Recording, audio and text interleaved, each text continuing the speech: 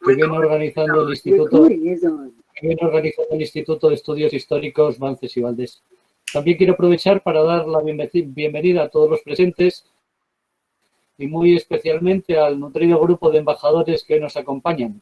Muchas gracias a todos por estar con nosotros.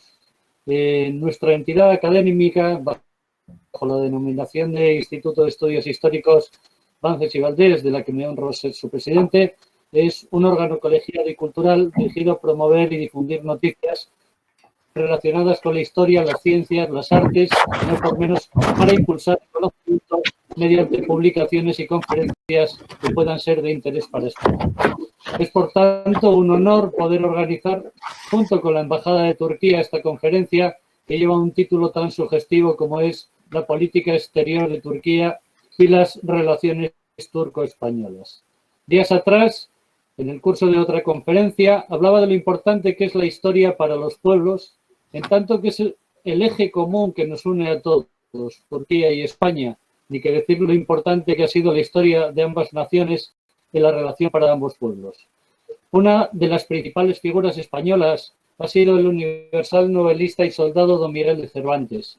En el año 1575, un barco en el que viajaba es tomado al asalto por una flota corsaria bajo el mando del turco Arnaut Temami. Esta desdicha, que le costó a nuestro escritor un cautiverio de 5 años, por el contrario se convirtió en una dicha, pues en Argel, por aquellos años, conocería a multitud de personas de toda variedad, y los estudiosos dicen que muy probablemente habrá sido ese momento, ese cautiverio, el desencadenante que habría inspirado para la creación de la inmortal obra cumbre de la literatura española, que es El Quijote. Entonces, como Instituto de Estudios Históricos, podríamos tratar de las numerosas batallas que mantuvieron nuestros pueblos, Turquía y España, e incluso decir sobre diferentes escaramuzas marítimas, en su mayoría, cuando el Mediterráneo se encontraba bajo el dominio del Gran Turco. Hoy se encuentra bajo el dominio de Transmediterránea, más o menos lo mismo. Han pasado los años y las viejas hazañas mejor las dejamos para tratar en otras conferencias, pero hoy nos sirven para acentuar aún más nuestras afinidades entre nuestros pueblos, que no son pocas. No obstante, hoy tratamos de otro asunto que es primordial para el difícil momento que nos está tocando vivir en este tiempo de pandemia, y hablamos de una Turquía que, a diferencia de muchos países que parece que solo miran al pasado, es evidente que Turquía sabe mirar hacia el futuro, enfocados a la Unión Europea, enfocados a la democracia y enfocados a la defensa de los derechos humanos. Por mi parte no quiero extenderme más, en tanto que el interés de la conferencia se centra en las palabras de nuestro estimado embajador, y es para nosotros un verdadero honor contar con usted, y permítame reiterarle mi agradecimiento por haber sacado tiempo de su apretada agenda para participar en esta conferencia. Ahora, con su permiso, doy la palabra a don Alfredo Leonard, que es consejero de Relaciones Institucionales del Real Cuerpo de la Nobleza del Principado de Asturias, quien hará los honores de presentar al excelentísimo señor embajador de la República de Turquía. Muchísimas gracias. Gracias, Manuel. Buenos días. En primer lugar, me gustaría agradecer la presencia del embajador de la República de Turquía, también agradeciendo en especial a los embajadores, representantes diplomáticos y autoridades civiles y militares que nos están acompañando de forma online en este momento.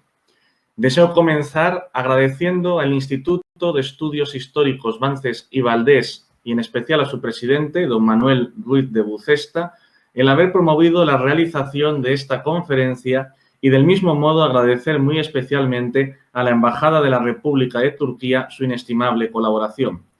Hoy me ha correspondido el honor de presentar al embajador de la República de Turquía, excelentísimo señor don Cihat Erginay. Debo decir que para mí es un honor el poder presentar al embajador Erginay, pues desde su llegada a España en el año 2018 puedo asegurar que es uno de los diplomáticos más activos, y como embajador está realizando una gran labor en el mantenimiento de las excelentes relaciones hispano-turcas.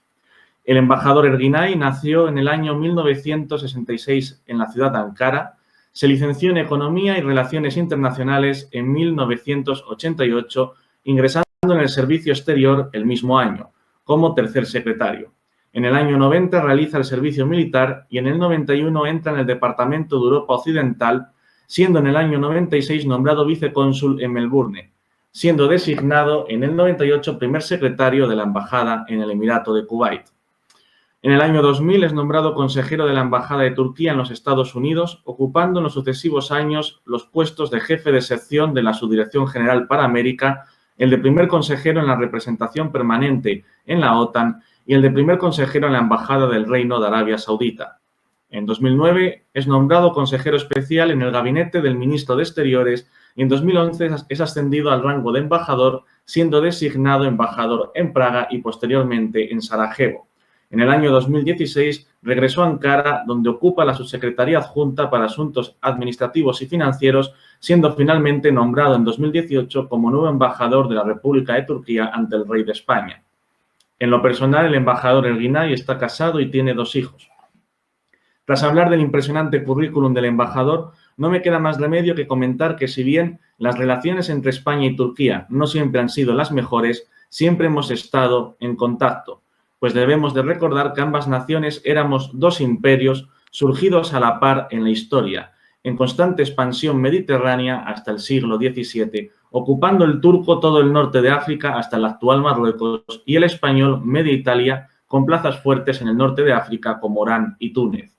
Imperios que eran la antítesis el uno del otro, el turco en el extremo oriental y el español en el occidental del Mediterráneo, que pugnaban no solo por la supremacía política y territorial, sino también religiosa, pues cada nación era el paladín de una de las 2 religiones del Mediterráneo en aquel entonces. Turquía era el paladín del Islam y España era la espada de Roma y la católica fe.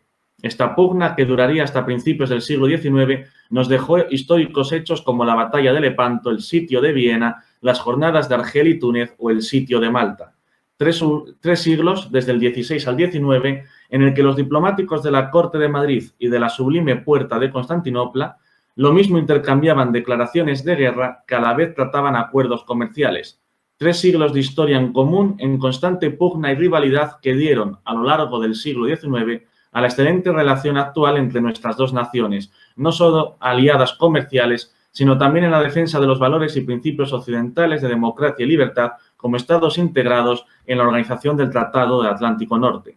Y ahora, con el permiso de los presentes, cedo la palabra al embajador Erginay para que nos hable de su conferencia. Recordad que tras la intervención del señor embajador se formularán aquellas preguntas que nos vayan mandando los asistentes a este acto. Rogarles que, por favor, las manden al grupo de chat en forma privada, los que deseen hacerla privada, y pública los que deseen hacerlo pública. Y sin más dilación, cedo al señor embajador la palabra. Querido Cihad, tienes la palabra. Gracias. Muchas gracias. I hope you can all hear me. These webinars are always very complicated, so hello to everyone. Thank you very much for the very kind introduction. Mr. Manuel Ruiz de Bucesta, the president of the Vázquez y Valdez Institute of Historical Studies. Thank you very much. All the friends from the Nobility Corps of Asturias. Thank you very much for this very kind invitation to this webinar. Unfortunately, due to the COVID pandemic, I have not been able to meet with all of you in person for a long time now.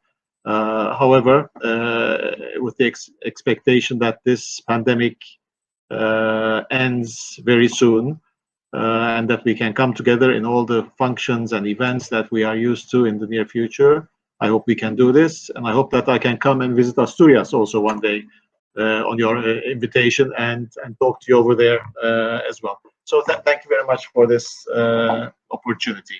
And from what I see, we have some very good friends watching. Commander, hello, dear ambassadors, dear colleagues. Very good to see you there. The subject which I'm going to touch upon today is a very, very wide subject, of course, you know, Turkish foreign policy, Turkish-Spanish relations. As was mentioned in the introduction, there's such a long history behind Turkish-Spanish relations, but I'll come to that later. First, I'll touch on Turkish foreign policy and what Turkish foreign policy is about, and what helps in formulating Turkish foreign policy. It's the same with most countries. What goes into what are the inputs of foreign policy? Let me just touch on these briefly, so that you have a general idea of how Turkey is influenced by these. So, firstly, of course, geography is very important. Where a country is located, its geography is extremely important, and you all know where Turkey is. Of course, it's on the other end of the Mediterranean. There we go, in this very interesting neighborhood that is often talked about in newspapers, in media headlines. It's always there.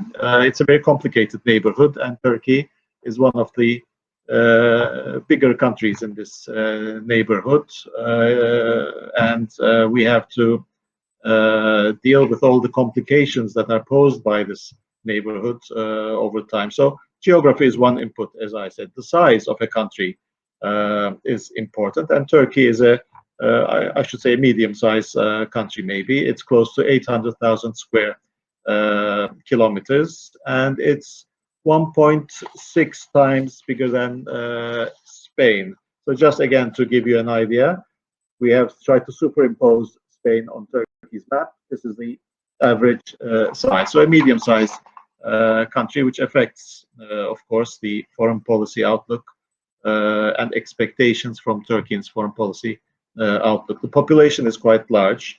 We have 83 million people in Turkey, and the population density is 110 people per square kilometers, compared to Spain. Spain's about 93, as far as I know, if I'm not mistaken. So not much difference than Spain in that regard.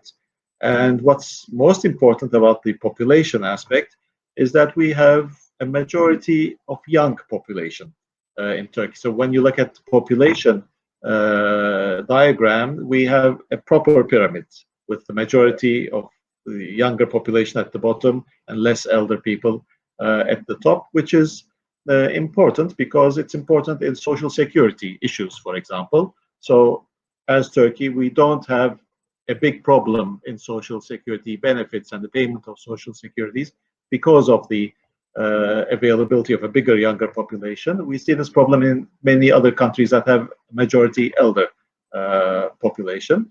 But on the other hand, of course, the problem is you have to provide employment to such a large population of young people, which Turkey is trying to achieve. Turkey has always been referred to as a crossroads. You know this. It's a crossroads of history, of civilizations, of trade, and so on. And this has also affected the way that Turkey thinks and formulates its foreign policy. And the crossroads aspect of our lives never ceases. It's always a continuing process. The form of our government, we're a parliamentary democracy, as you know. 2 years ago, we adopted the presidential system in Turkey, which is the current system. And our legal system is based on the Swiss code. And Turkey is one of the first countries in Europe to adopt women's suffrage, that is, providing women with the right to vote very early on. The language, as you know, we have one official language, being Turkish, but many other languages are spoken in Turkey because the population, the formation of the population of Turkey, we are very mixed. We are multicultural. We are a multicultural society, like many of our colleagues, countries represented here today. Just to give you an example, I am of Bosniak origin, for example. My father's side comes from Bosnia. So in my family, there are many who still keeps the tradition of speaking the Bosnian language. So this is the reality of life in Turkey. In terms of religion, it's a Muslim majority country, as you know, 99% Muslim. We have minority populations in Turkey, the Christian populations. And at some stage during the Ottoman Empire, as you know, Turkey is the successor state of the Ottoman Empire, as was also mentioned at the introduction. It's interesting because in the Ottoman times, the Sultan of the Ottoman Empire was also the Khalifa, the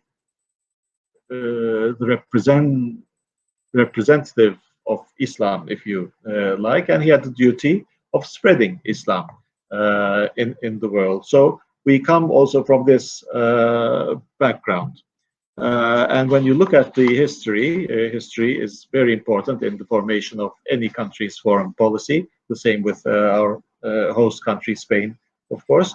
This is the Ottoman Empire.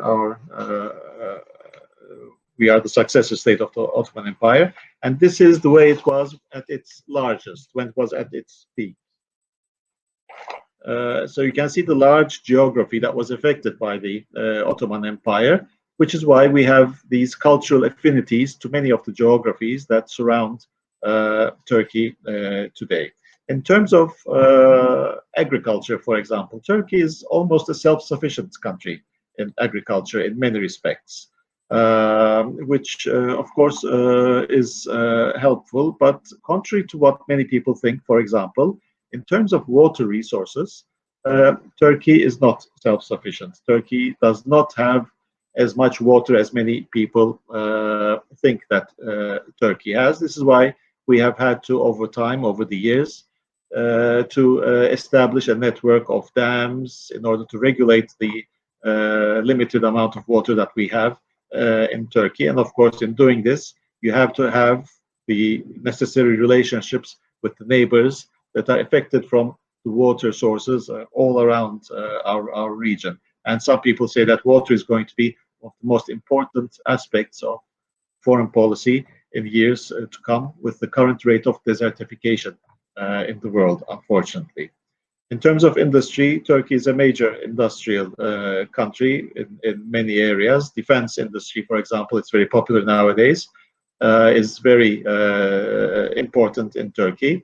And we have become self-sufficient in defense industry to a large extent. And this is one of the growing industries in Turkey, and one of our major, it has become one of our major export sector as well. Turkey is one of the top 3 construction countries in the world, very high technology, very large companies that conduct construction, not only in Turkey, but in the wider region. Minerals, mining, etc., where we have large industries in this. And one of the latest things is, for example, we are in the process of producing our own car now, our own brand, automobile brand, similar to many other countries that do this and benefit from this sector. Turkey is surrounded by seas. We have 3 seas surrounding us: the Black Sea, the Aegean Sea, the Mediterranean Sea.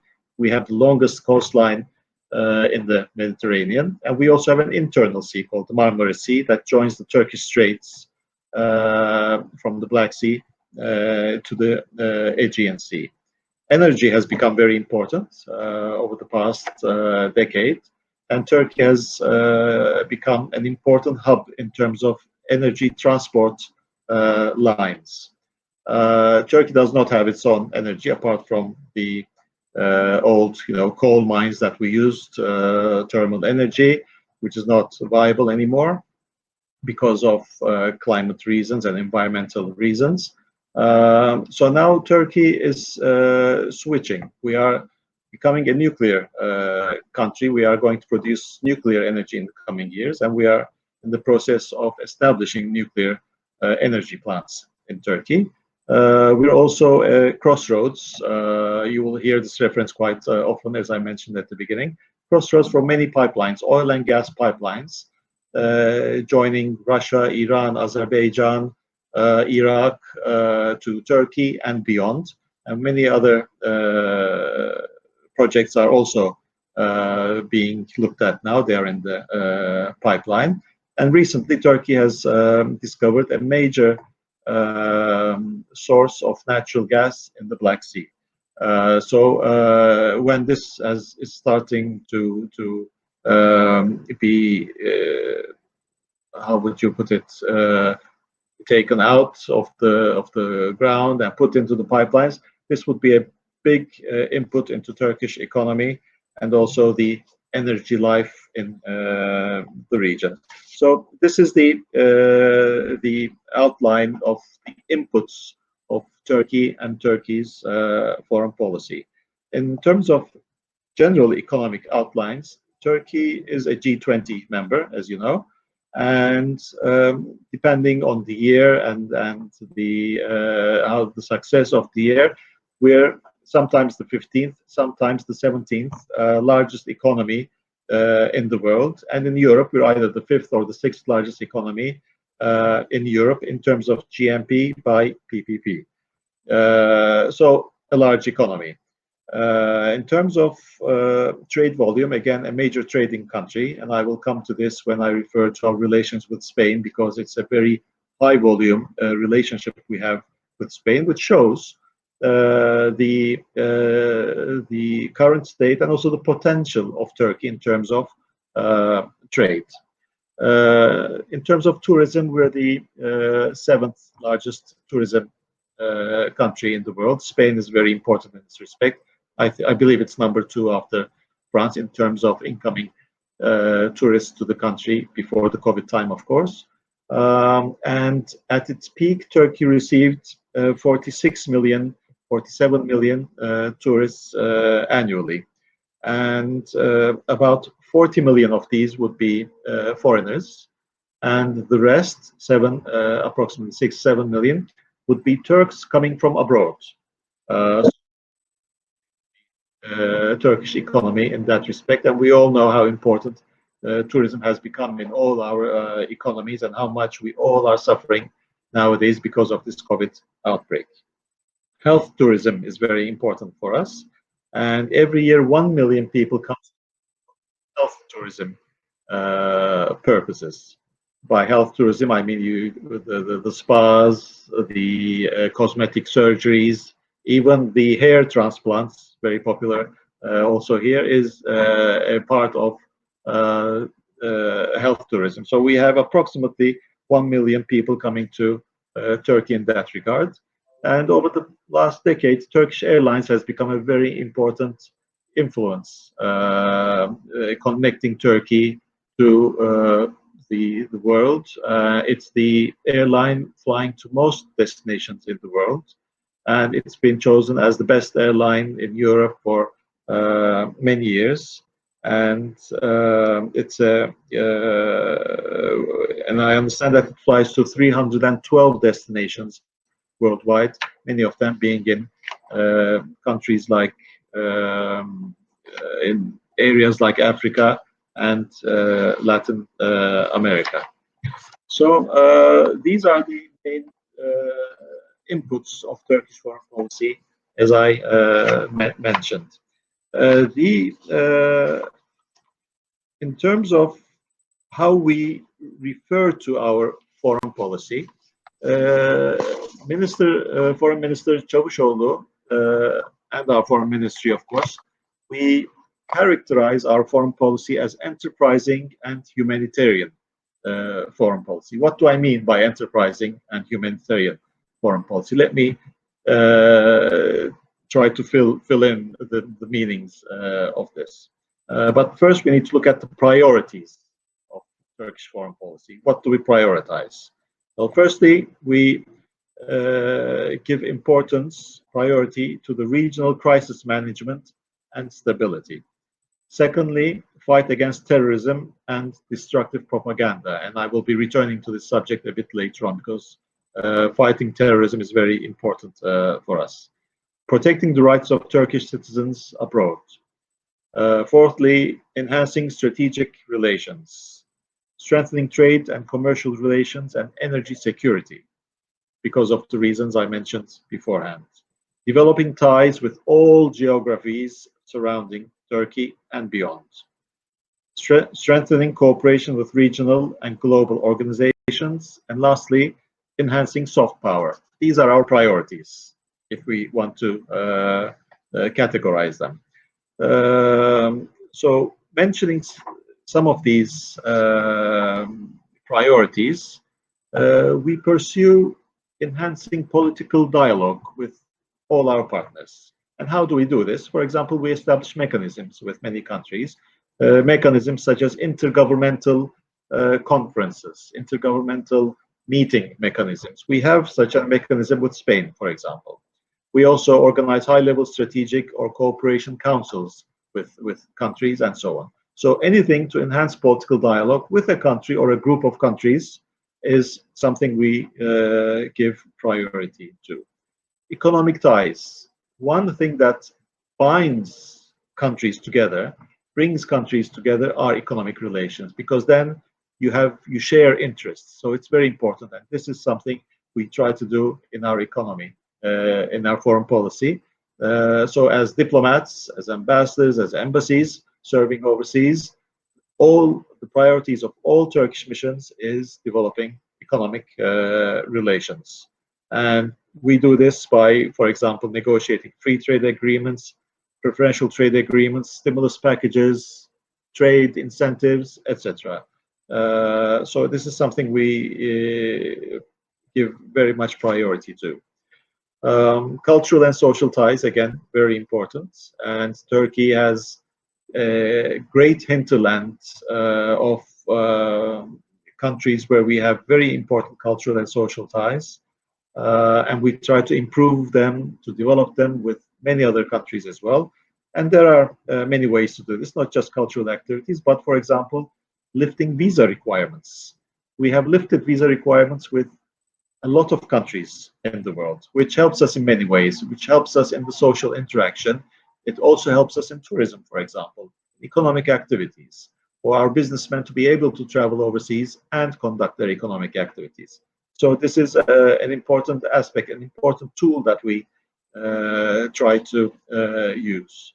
Regional cooperation, regional ownership is important for us. We live in a region, especially our region is not an easy region, it's a complicated region. So any mechanism we have in the region is appreciated, and we need to make it work because it brings countries together. It brings countries of different views sometimes together in a platform where they can work. For example, the Black Sea Economic Cooperation. We have this mechanism, this organization. It was established with the initiative of Turkey many years ago. And there are many countries that are even not Black Sea countries who are members of this now. And its center is in Istanbul. And we believe that this is very important, plus many others, of course. So regional cooperation, we believe, is important.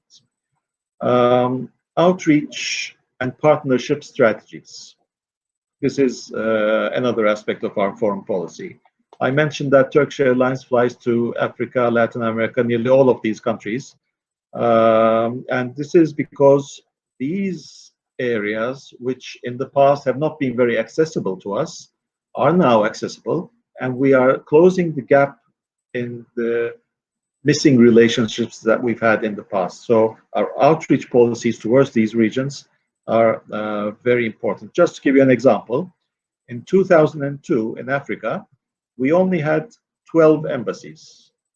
Now, today, we have 45 embassies in Africa, and it's continuing. Next year, we're going to open 2 more. For example, in Togo, we're going to have a new embassy. And we believe in the value of establishing new diplomatic missions in order to emphasize our willingness to cooperate with those countries. Many other countries have started to close their embassies because of financial reasons, for example, or because they do not believe in the current technological world that embassies are as useful as before. We think differently. We think that diplomatic missions, trade missions are important, and they should exist, and we're widening our system. This is the same with Latin America, for example, and with Latin American countries. Now we have 17 embassies in Latin America. So I think we're represented in most of them, but the remaining ones, for example, Uruguay, we will be establishing embassies in the coming years. But it's not only this bilateral relations. Those regions have their own regional establishments, regional institutions and organizations as well. And Turkey has very good relations with them. ASEAN, for example, in Asia. We have become a sectoral dialogue partner with ASEAN, and we cooperate with them. There are many others. For example, the African Development Bank. We're a non-regional member of the African Development Bank. So these are just two simple examples, but there are many more where we cooperate with them. And Turkey, the Turkish diplomatic network, has now become the 5th biggest in the world. We have 245 missions in the world, 144 of them being embassies. The rest are consulates or permanent representatives, etc. So a large network, also supported by Turkish Airlines, as I said, and these all complement each other. We give big importance to multilateralism. This is also a priority, I know, for Spain. Multilateralism is very important, and we believe in multilateralism. We don't believe in unilateralism in that sense. So collective efforts and effective multilateralism, we believe, should be supported by everyone as we do this. And as a responsible global partner, we try to take active roles in a range of regional platforms. Another important aspect of our foreign policy is mediation. This has become very popular over the past years, and we assume an active role in the prevention and peaceful resolution of conflicts, including through mediation. And we've undertaken several initiatives. For example, within the United Nations, within OSCE, and within OIC, the Organization of Islamic Countries. We have established the Mediation for Peace initiative within the United Nations, and we are partnered with Finland on this. And now it's one of the bigger initiatives of the United Nations. It has close to 60 members, and they meet every year during the United Nations General Assembly. A similar group is co-chaired by Turkey, Finland, and Switzerland in the OSCE, for example. And Turkey also organized the first ever OIC, the Organization of Islamic Countries, Member States Conference on Mediation. This was in 2017 in Istanbul, and this program is continuing annually. And in Turkey, we have this system of Istanbul conferences on mediation, again, which is held annually. So we believe in mediation, in trying to help resolve conflicts in peaceful ways, and mediation is one of those tools that we have available to use. When mentioning to you the priorities of Turkish foreign policy, I had mentioned that we characterize Turkish foreign policy as enterprising and humanitarian. Well, what I mentioned until now was the enterprising aspect of our foreign policy. So we try to be active. We take initiatives in trying to conduct our foreign policy with individual countries, with entities, with regions. This is what we do. Now, humanitarian diplomacy, humanitarian foreign policy. What do I mean by humanitarian foreign policy? And this has also become very important, not only for Turkey, but for everyone recently, because of the many humanitarian crises that we have started to see. According to the OECD Developmental Assistance Committee, Turkey's official development assistance was $9 billion in 2018. And this has grown since then.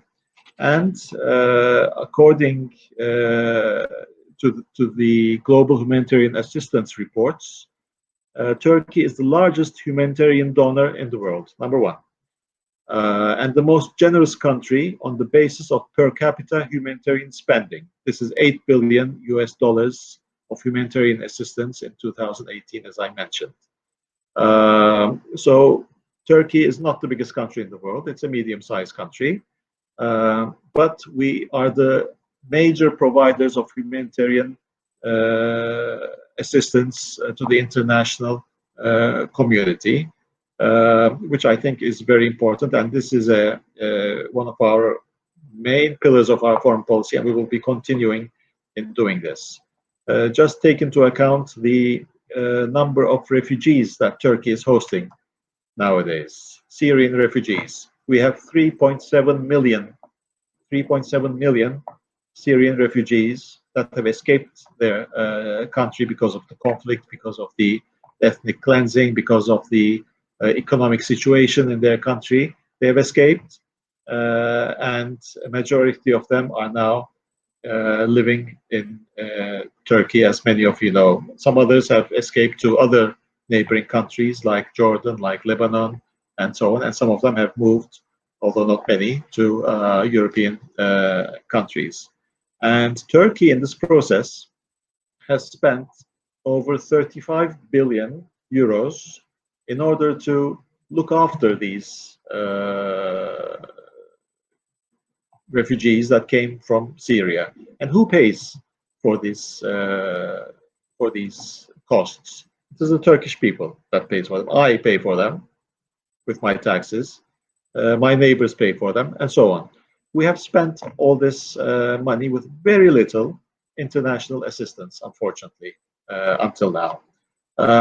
So this issue, looking after people, migration, refugees, and so on, this must be an international effort. This is what we always say. The burden of these crises, humanitarian crisis, must be shared by the international community, because this is not the responsibility of just one or two countries. This is not possible. This is why the Compact on Migration, the Compact on Refugees were signed in New York just a couple of years ago, in order to underline the importance of burden sharing. But unfortunately, we don't see very big success in the international community until today. But this is something that Turkey will continue to do. And I just mentioned to you the Syrian refugees, 3.7, but there are more. We have over 4 million refugees living in Turkey. The others being from, for example, countries like Afghanistan, from Iraq, and so on. And they are now in Turkey, and we look after them to the extent possible. So Turkey is the biggest host country of refugees in the world as well. So all these feed into our foreign policies, and this is where our foreign policy comes from. Of course, looking after refugees, this amount of refugees, you know, over 4 million in Turkey, is not easy. It comes with problems as well. And one of them is terrorism. Terrorism is a very important threat to Turkey and to the international community. Spain is a country that has suffered a lot from terrorism as well, and this is why we have very good cooperation with Spain in this respect. And unfortunately, being on the front line of terrorism, Turkey has gained, unfortunately, experience in combating terrorism. But again, with the migration crisis, this is also something that Turkey cannot do alone. You must combat, and you can only combat terrorism if you are united. No one country can defeat terrorism on its own. This is impossible. It needs to be a common effort. It needs to be an international effort. So we always underline the importance of international cooperation in this respect. What are the major terrorist threats affecting Turkey nowadays? Well, one of them is, you may have heard, the FETÖ terrorist organization, the Gülenist terrorist organization that attempted the coup in 2016. So this is one. The other one is the Daesh. Daesh terrorism is very important. The Al-Qaeda, Daesh, emanating first, it started in Iraq, then spread to Syria because of the vacuum of power in Syria, and unfortunately affected Turkey a lot. And all these terrorist groups, as you know, terrorist organizations, they coordinate, they cooperate with each other. And Turkey has been in the front line in defeating Daesh over the past few years. Turkey has been the only country that has troops on the ground in combating Daesh. No other country has had boots on the ground. No one else. And the reason for this is we are a bordering country. We are border not only of Turkey and Syria in that respect, but of NATO and Syria as well, when you look at it that way. So this is a responsibility that we have had to assume and which we are continuing. But again, we believe that more international cooperation and assistance in that regard would be very important. In the question and answer periods, if you want, we can elaborate on what's happening in Syria and the combating terrorist activities in that country or beyond as well. PKK is another very terrorist organization that we have to combat, and this has been going on for the past 30, 40 years. We have lost over 40,000 people to PKK terrorism. And it's not only the PKK, they have branches, they have offshoots that operate in other countries. In Syria, for example, this is the YPG-PYJ terrorist organization. It's all the same. They have different names, but when you look at them, their cadres are the same, their leadership is the same, their financial sources are the same, their training camps are the same. Everything is the same, different names. And unfortunately, some countries, including those in Europe, cannot make this differentiation between the PKK and the offshoots and go into cooperation with them on several issues. This is very disappointing.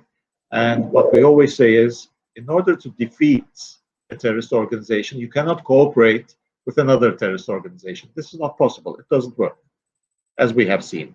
So we need more enlightenment, if I can say this, on this in this respect.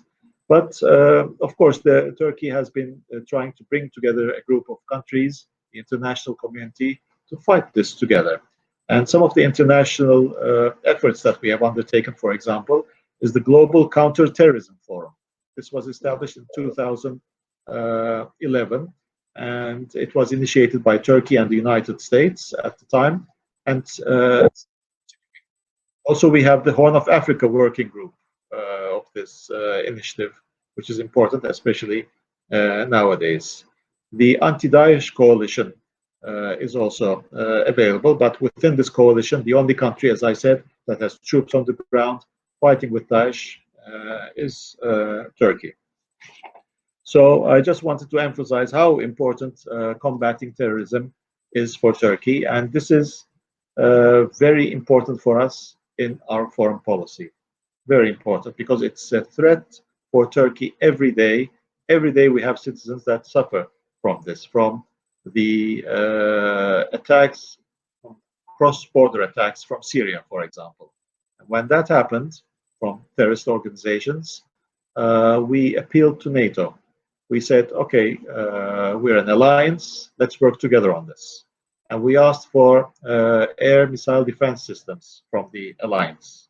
And currently, the only country, only ally that is assisting us, is helping us in this respect, is Spain. And they provide us with Patriot missiles for the past 5 years. And we will never forget this assistance that's provided by Spain, which is very much appreciated and very important component of our bilateral relations with Spain. The issue of foreign terrorist fighters, you will remember this when the Syrian conflict first started, for example. The issue of foreign terrorist fighters became very important. And many countries criticized Turkey for allowing foreign terrorist fighters to pass into the theaters of conflict, like Syria. And this was very disappointing for us, this criticism, because we were doing our utmost best in order to prevent these foreign terrorist fighters from crossing into places like Syria through Turkey. And we have the statistics to prove that actually Turkey has been very influential in preventing many of the foreign terrorist fighters from passing into Syria, for example. We have prevented, according to the statistics I have, 8,000 foreign terrorist fighters from traveling to conflict zones and deported many of them. And we have more than 72,000 people who are included on our no entry lists in Turkey, of course, with the inputs from allied countries.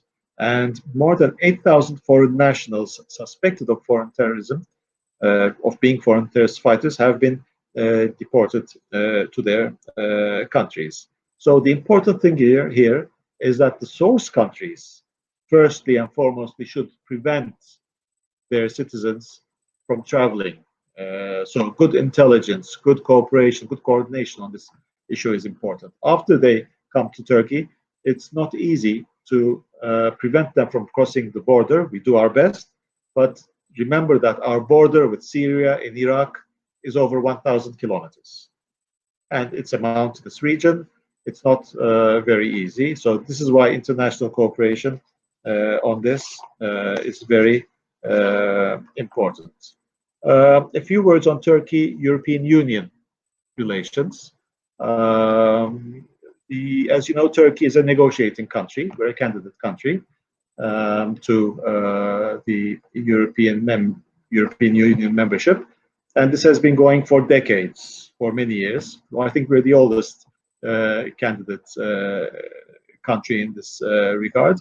And being a member of the European Union is still our foreign policy objective, despite all the difficulties we have with the European Union, and despite the fact that nowadays we have no negotiation process continuing with the European Union.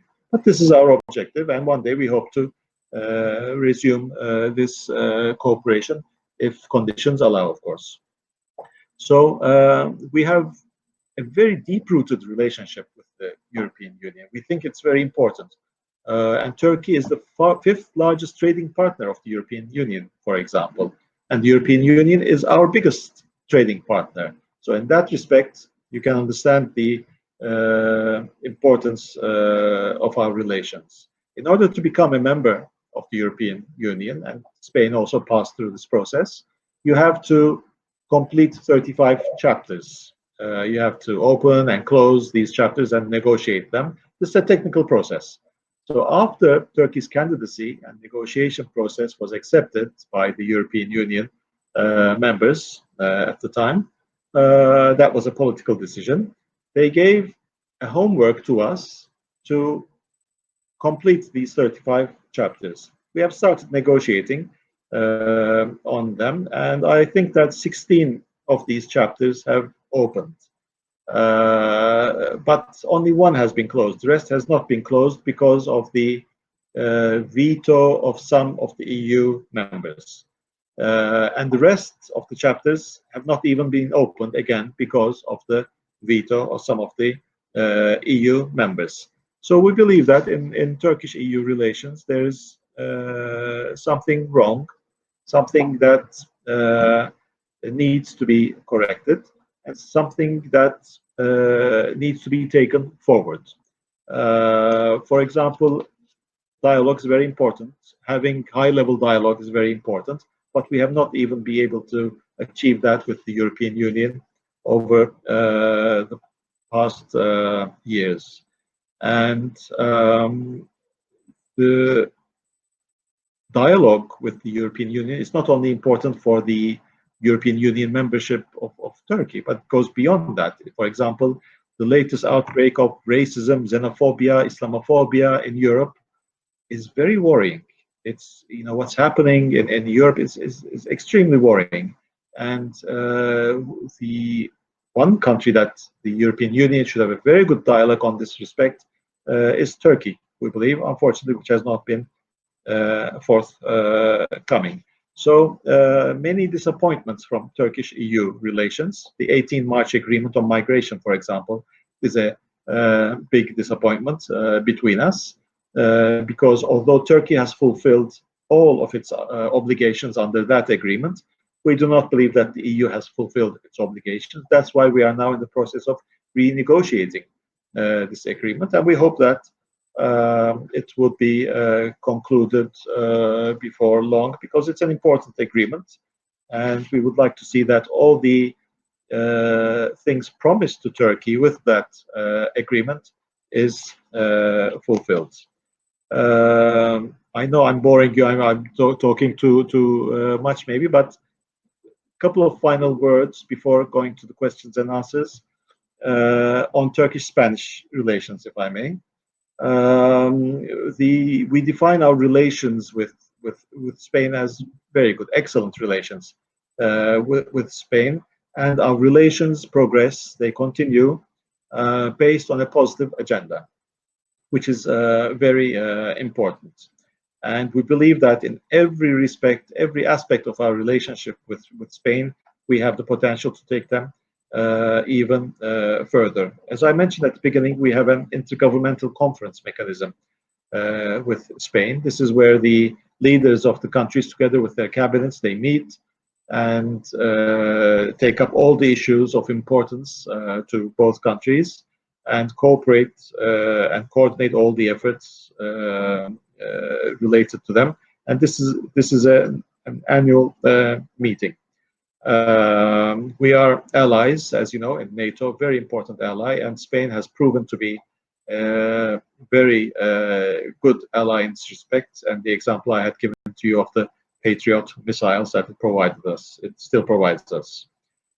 Spain is a strong supporter of Turkey's EU accession process because it believes in the value of Turkey to the European Union and the value of the European Union to Turkey. It's a two-way street. It's never a one-way street. Spanish leaders, and it's not a partisan thing. This is a Spanish foreign policy. Is very open about this, and we respect this policy very much because it's a visionary policy. It's a strategic decision. And we always cooperate with Spain in taking this forward. In terms of bilateral trade and economic relations, Spain is one of our major trading partners.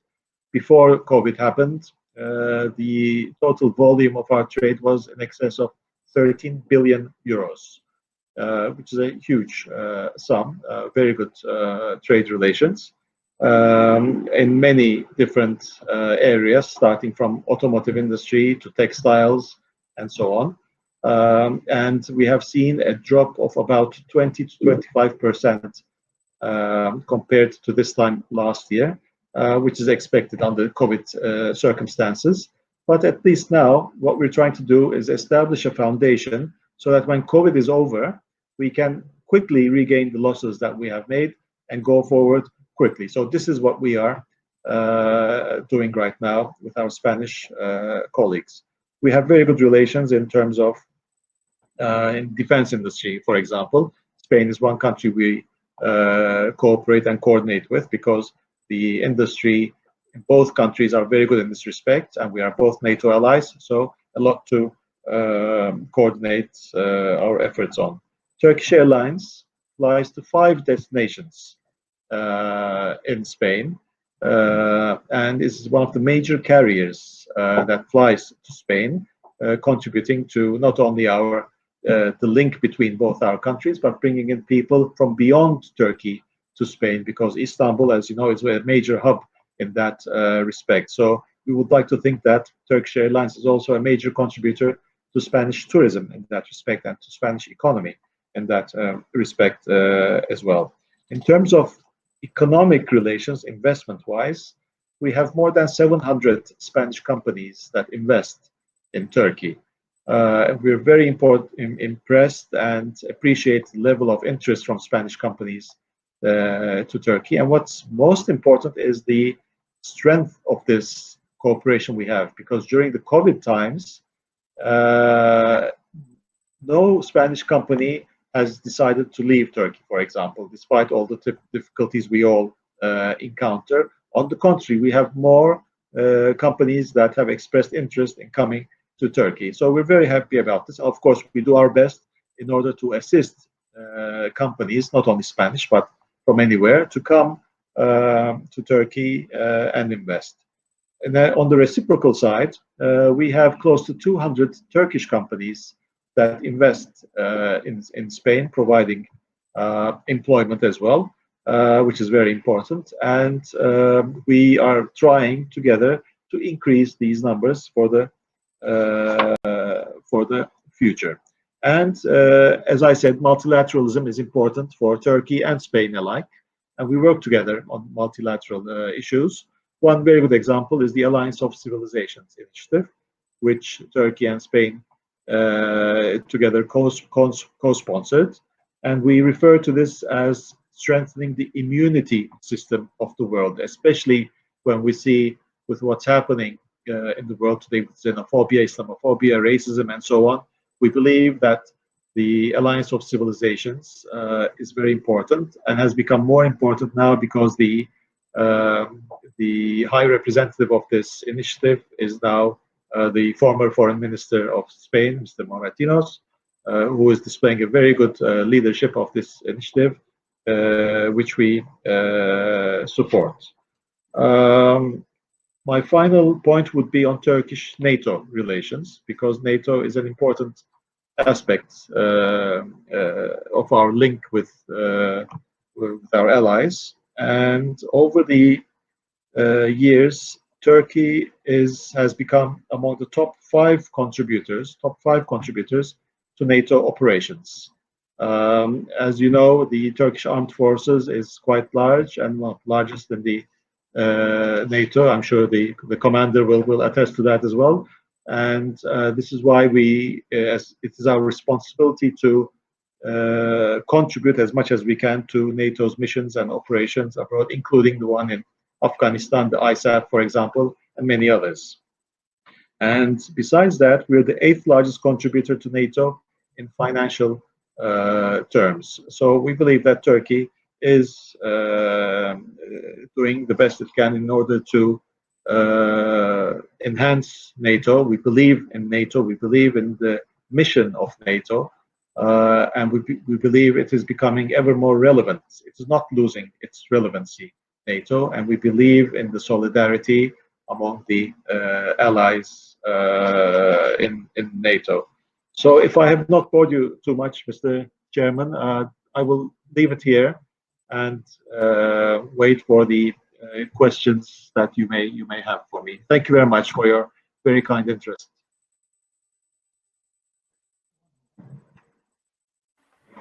Muchas gracias, querido embajador. La verdad que ha contestado usted en su intervención casi a todas las preguntas que teníamos, que debo decir que desde ayer por la tarde he estado recibiendo una serie de preguntas. Si le parece, como de tiempo vamos un poco justos, vamos a seleccionar algunas de ellas y vamos a empezar por lo que está más de moda, por desgracia, que es la COVID-19. La pregunta, aclaro a los oyentes, será en español y el embajador responderá en idioma inglés. Embajador, Turquía es un país que, como España, es uno de los principales destinos turísticos del Mediterráneo.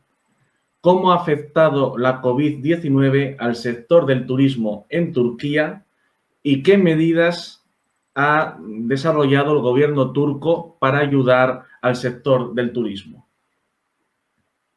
Thank you very much. Thank you for the question. Well, as I mentioned, tourism is one of the most important economic sectors in Turkey, like Spain.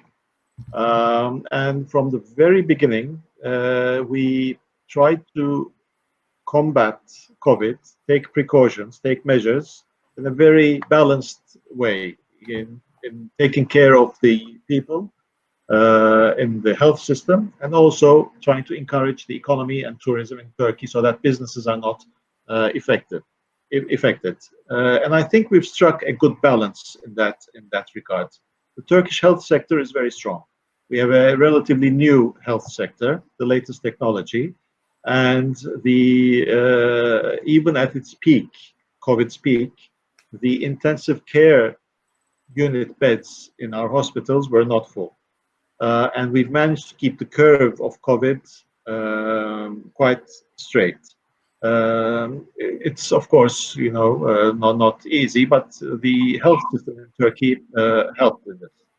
And on occasions when we believed that there was a spike, a big increase in the COVID cases, then the government took measures, for example, in limiting travel from one area of Turkey to the other, or limiting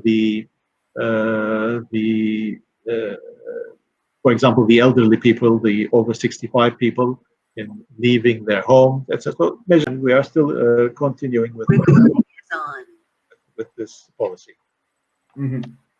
Dentro de la pregunta del COVID, nos preguntan cómo ha evolucionado en Turquía esta segunda ola de la pandemia que está afectando al continente europeo y si tiene previsto el gobierno turco o ya ha adquirido vacunas contra el coronavirus, como están haciendo otros países europeos, con las que vacunar al pueblo turco.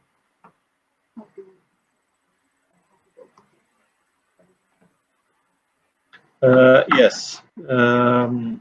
The COVID has, as I said, we've managed to keep the curve straight. The second wave has arrived in Turkey as well. We have seen more cases and more deaths over the past week, 10 days. So immediately the government took measures for example, one measure they took was people can only leave their homes at the weekends between certain hours.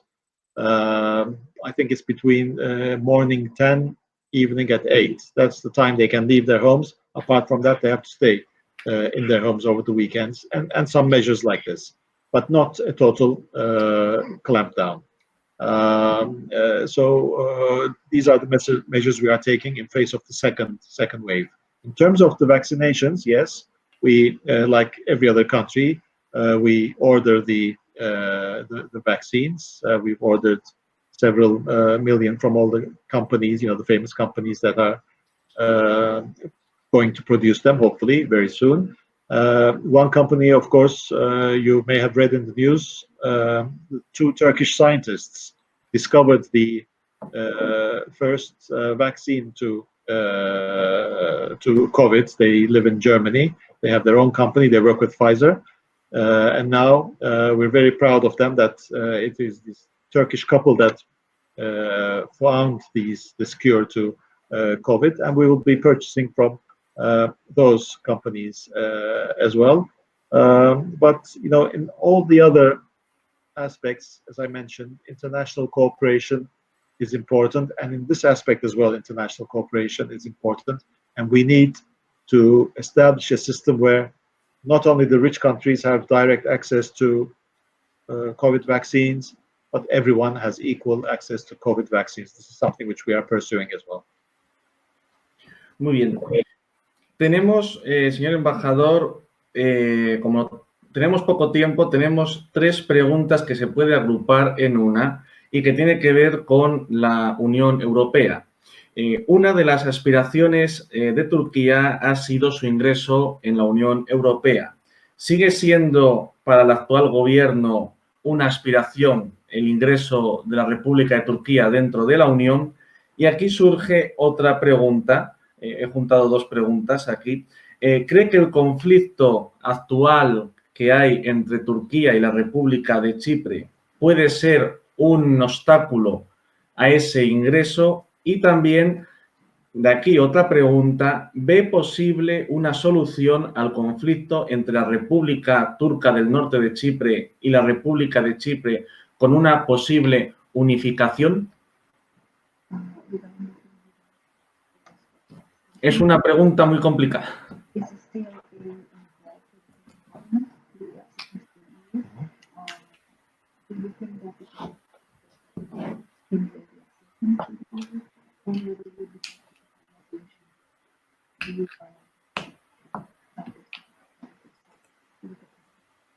Thank you very much. Regarding accession, as I said, yes, it's a strategic objective for Turkey to become a member of the European Union. We believe it's very important. We believe it's important for Turkey for many reasons. Again, as I mentioned, we're one of the biggest trading partners of the EU and vice versa. So from economic trade point of view, this is very important. We are Europeans. We see ourselves as Europeans. Therefore, we would like to be in the family of the European Union. This is only a natural progression of things. Turkey is a member of every other European organization, European institution, and even a founding member of many of them, like the Council of Europe, for example. And we believe in the values of the original European Union. And we would like to cooperate and coordinate and work with the European Union in order to increase the standards of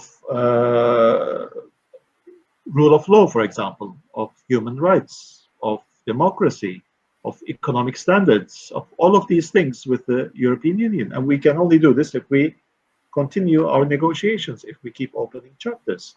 If we do not, then how are we expected to improve ourselves in all of these, in aligning our legislation with the European Union? Then we cannot. If there is no negotiation, then there should not be this expectation as well. For example, many people, journalists, countries, they say that Turkey is following a very independent foreign policy. Yes, this is a criticism that many of us hear. Of course, Turkey follows an independent foreign policy according to its national interests, as every other country. But if you want to cooperate with Turkey more on international affairs, for example, then open the chapter on foreign policy. Why are you vetoing the chapter on foreign policy? Why? There is no answer to this. Many countries are also criticizing Turkey for its justice system. Yes, fine. Okay, then let's open the chapter on judicial affairs, chapter 23 or 24. But it's not being open; it's being vetoed. Then, what gives you the right to criticize me in terms of these issues? I think it's very illogical. It's a vicious circle. Turkey is criticized, but then it's not assisted, and we are willing to be assisted.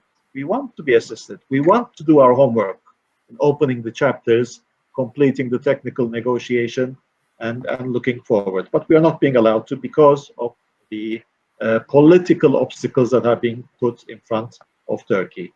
And there are certain members of the European Union that are putting these obstacles. We all know who they are. And we are disappointed with this because if Turkey becomes a member of the European Union, many of the problems that we encounter nowadays, I think, will be resolved automatically. Plus, Turkey has so much to propose to the European Union. If the European Union wants to become a competitive force in the world, in every respect, trade, economy, foreign relations, what better country to have as a member than Turkey? Who else are you going to depend on in your region as a candidate that can provide this more to the European Union? And this I think is a strategic vision. Some leaders have this strategic vision, some don't. So it's ultimately a decision to be taken within the European Union whether to continue with Turkey, listening to Turkey, understanding the difficulties of Turkey, and going forward. For example, we expect understanding in terms of our combat against terrorism. We don't believe we receive the necessary understanding from European Union countries in this respect, or some of the international community for that matter as well. So this is something we expect people to understand. In terms of the island of Cyprus, yes, we would like a resolution to the problem of Cyprus, because this is at the core of many of the problems that we experience within the European Union. But of course, you need to understand why this has become a problem in the first place. The biggest mistake was made again by the European Union, because in the history of Cyprus, there has been long negotiation processes. And the most important one of these negotiation processes was when the Annan Plan, the Kofi Annan Plan, was formulated. And this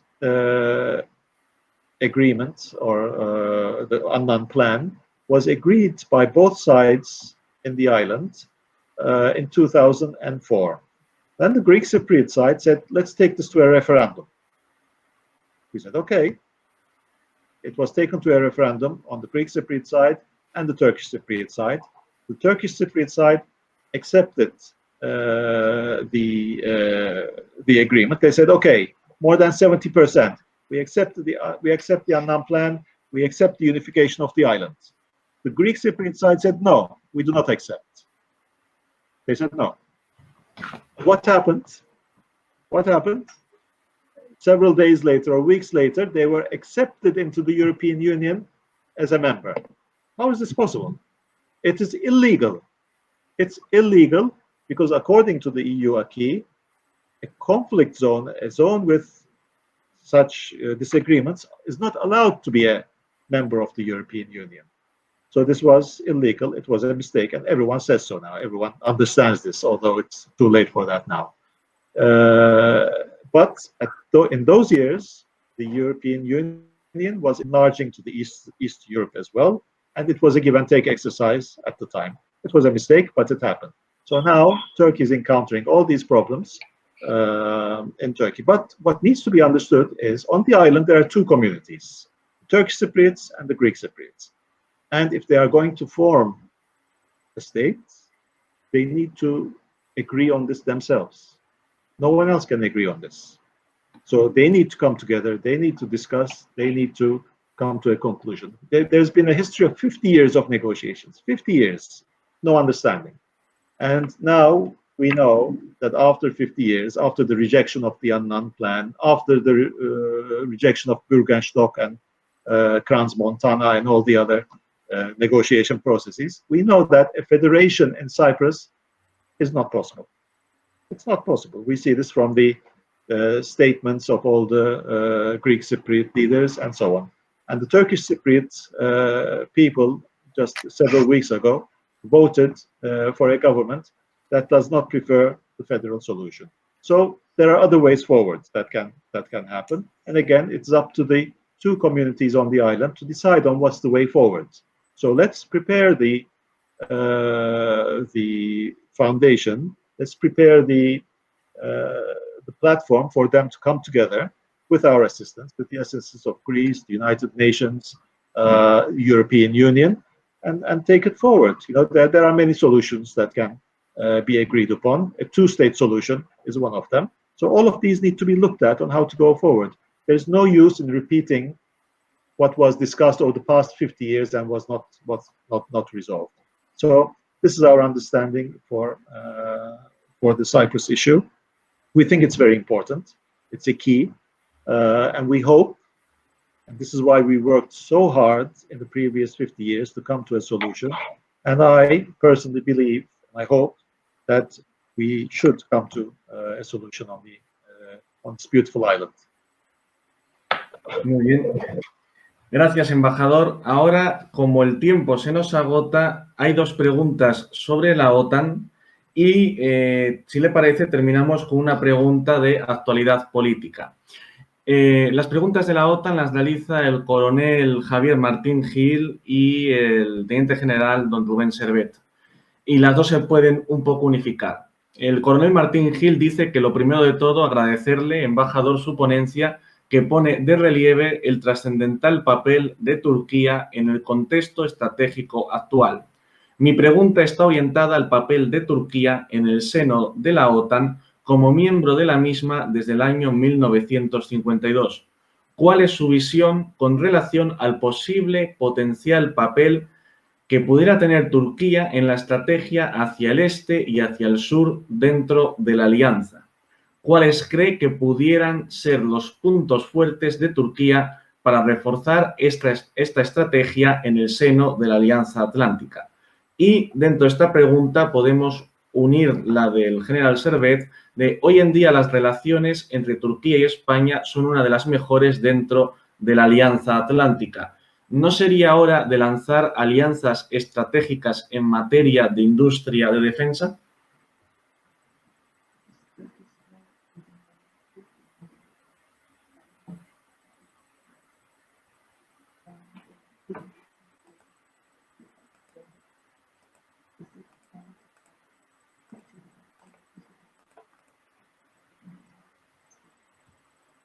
Is that both questions?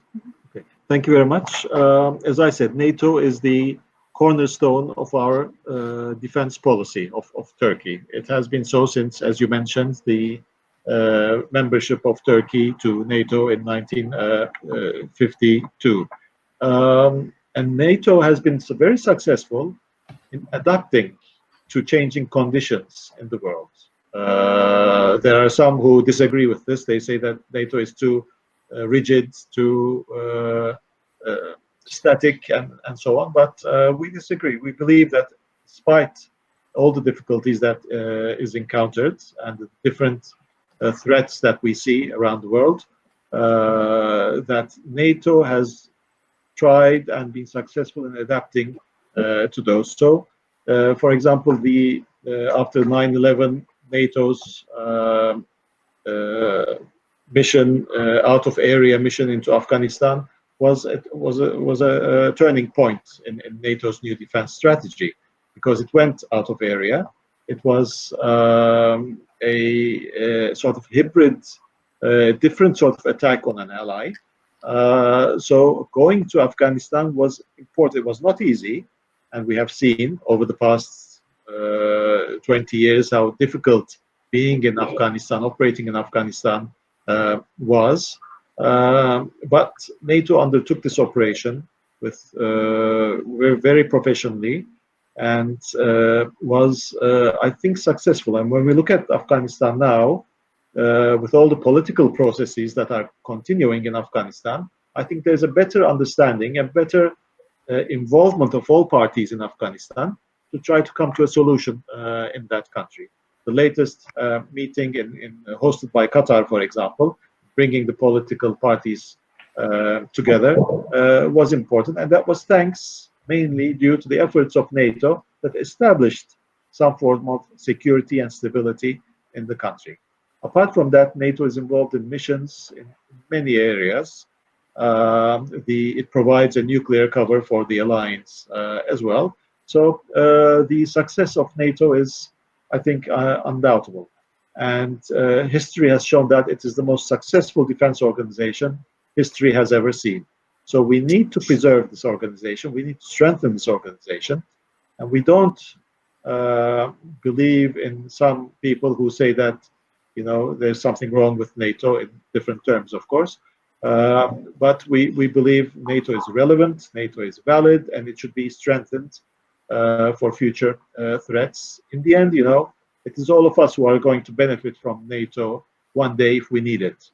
Turkey has needed NATO on more occasions maybe than other allies. You know, we combat terrorism every day. We're on the front line. We were on the front line during the Cold War years. Now we're in the front line of migration, of refugees, of terrorism. So we think that a stronger NATO would mean a stronger Turkey. So that's very important.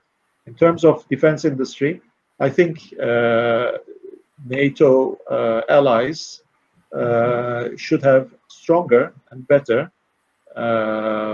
defense industry cooperation than they currently do. I do not believe that the relationship between the defense industries of allied countries are as strong as they could be. Turkey has a lot to offer in this respect.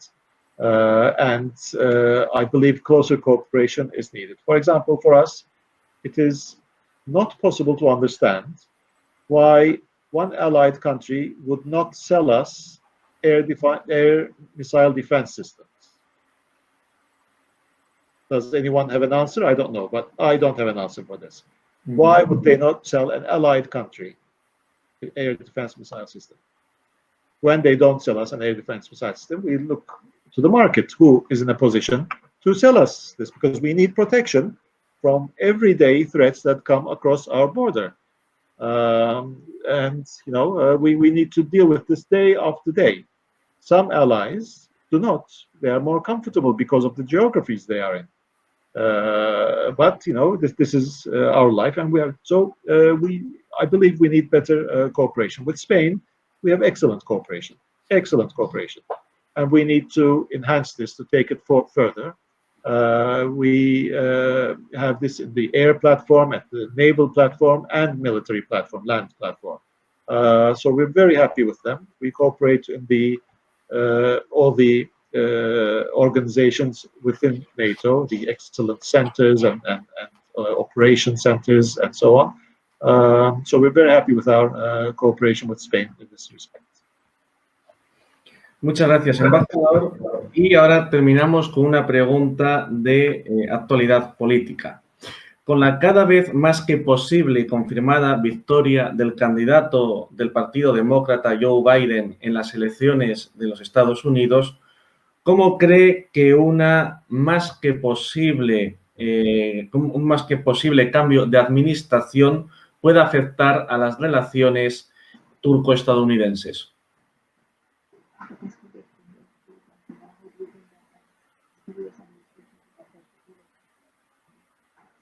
Of course, it's the choice of the American people. We respect their choice, and we will deal with, you know, any administration that comes to not only the United States but any country. So it's not Turkey's position to say anything. When you look at history, we've had good relations with both the Republicans and the Democrats in the United States. I think one of the highlights of Turkish-U.S. relations was during, for example, President Clinton's time, Democratic.